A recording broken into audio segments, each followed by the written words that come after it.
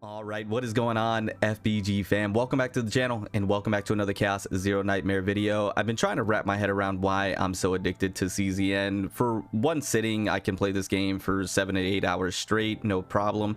I haven't been able to do that in a gacha game. I mean, a game alone, right? But more specifically, a gacha game in a really long time. And I've been trying to wrap my head around why that is the case. I've been trying to, really narrow it down to what is the reason why I love playing this game so much. And there's many things to love about CZN, right? There are so many aspects of this game that is incredibly enjoyable. We could talk about the combatants first and foremost. All of them are very unique when it comes to their design, their personality, but also their gameplay. They're very well designed. They're very well put together when it comes to their kit, and then synergizing them with their teams and their decks and their equipment has all been very enjoyable, right? And everybody has a main, everybody has a character that they absolutely love and enjoy. I think that's a highlight of this game. Another highlight of this game is, of course, the gameplay loop. When it comes to the chaos mode and the zero system, these are two modes that are incredibly fun to take part of. They can be difficult at times, and a lot of people enjoy coming back to this to be able to take on different challenges, right? We could also talk about the simulation, of course, your resources, but we also have the basin of hyperspace, the weekly bosses. The gameplay is fun, right?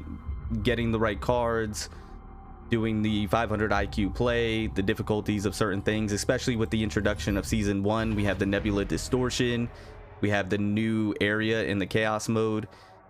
These have all been very fun things to take on and very fun to challenge yourself with, right? We also, of course, have the story mode that is a bit controversial right now, and of course getting a rehaul, but you have that as well for those story enjoyers and lore enthusiasts and things of that nature, right? All those things are great, right? All those things are fantastic, and those are all things that lead to this game being very fun and very enjoyable. But for me personally, why I'm so addicted to this game, and I figured it out, was almost like an epiphany, pun intended, is the decks themselves. And I come to realize this, I am addicted to gaining or gathering or obtaining the god deck, right? Getting these godlike cards, having them saved, the thrill of going through a chaos run, having an incredible deck set up, and then you beat that last boss and you're hoping and praying that it just saves. Now, we have a better understanding of how that's done, and we have a better idea of the mathematics behind it and how to be able to save a lot better, right? But beforehand, when we were first playing this game, we had no idea, and we were going through the dark when it came to that. It was like the thrill of, is this deck gonna save or not? Is this gonna be the god deck or not? Is that card gonna save, or is it gonna throw back that freaking shield that you ditched, at the very first turn that you got a chance to, right? All those things have been what has addicted me to this game, and playing for hours on end, trying to put together the most synergistic, perfect deck.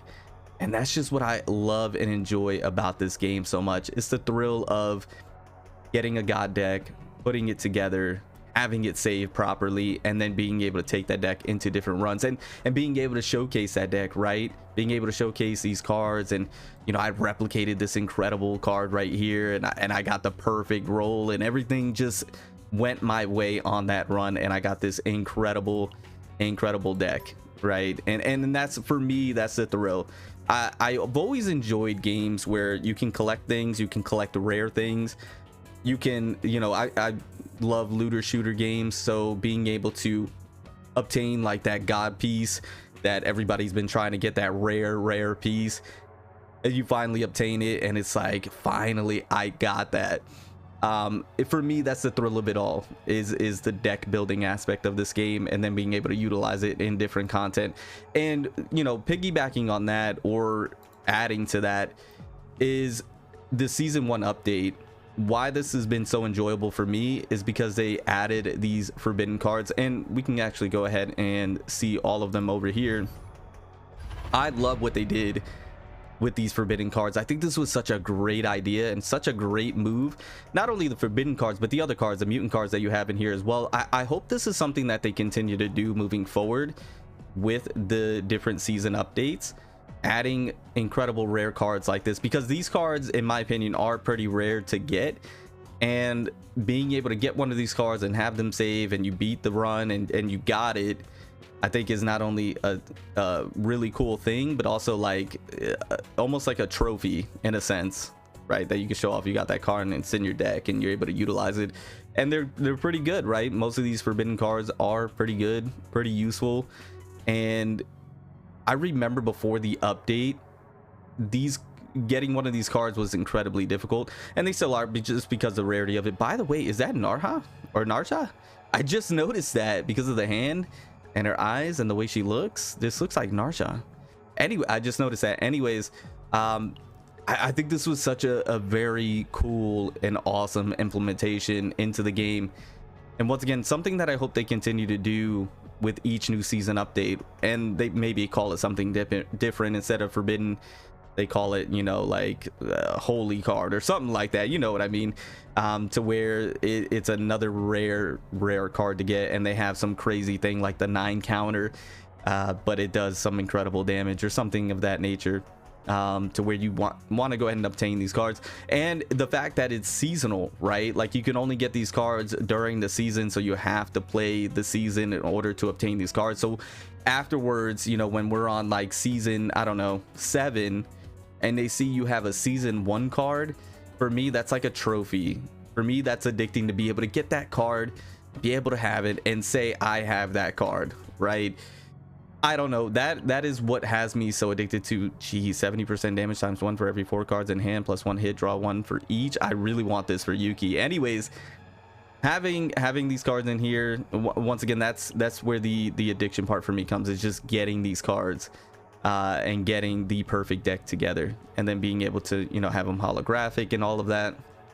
I think it's such a very cool thing, and what leads me to playing these games for hours. Not these games, this game, for hours on end, trying to do the runs, trying to make it perfect, trying to get the perfect deck. The thrill of doing it, the thrill of hopefully being able to complete that run because I got this perfect deck together and I don't want to lose it, so I need to complete this run and get it done. The thrill of that, it's just, for me, it's a lot of fun, and why it's so addicting and why I play this game so much. And that's just really what I wanted to talk about today, because that's just something that was on my mind for a little bit now. Like, why am I playing this game for so many hours? Why is the game telling me that I'm playing the game for so many hours and telling me that it might affect my real life and to get off before, you know, something bad happens? You know what I mean? Also the equipment, right? Like being able to get the perfect equipment for that said character, especially if you have like a main, like for me, Yuki, I'm like trying to put together the perfect equipment with the perfect deck and making everything perfect. It's for me a lot of fun, man. It's what I really enjoy. It's what I like. And I think this is why I've enjoyed this game as much as I have.